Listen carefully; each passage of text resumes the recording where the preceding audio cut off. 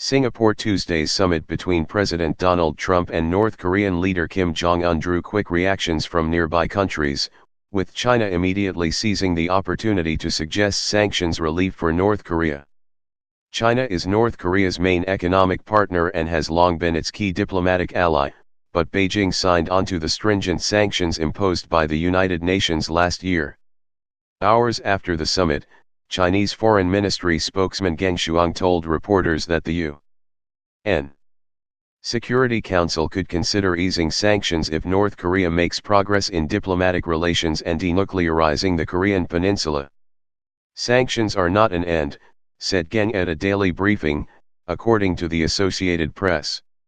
We believe the Security Council should make efforts to support the diplomatic efforts at the present time.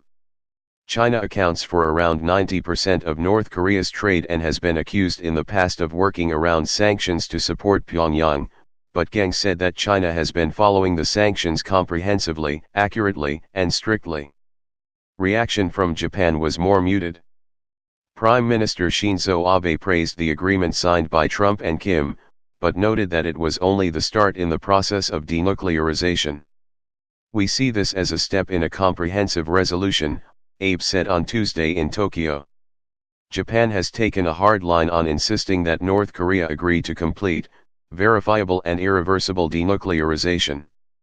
Today's agreement promised to work toward complete denuclearization of the Korean Peninsula, but did not include details on verification or a time frame for the process.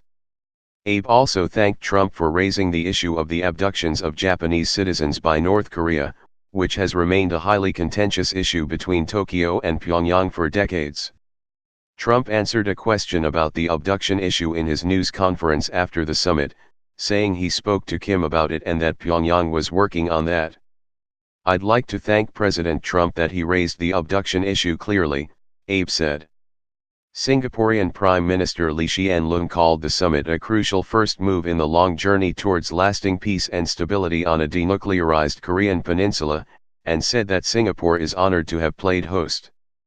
The most effusive praise for the summit came from South Korea, which has been technically at war with North Korea since the Korean War concluded with an armistice, but not a peace treaty, in 1953. President Moon Jae-in, who has been instrumental in pushing the peace process forward and who had his own historic meeting with Kim in April, praised Trump and the North Korean leader for taking a daring step towards change. Moon said that Trump achieved a feat that no one else has delivered.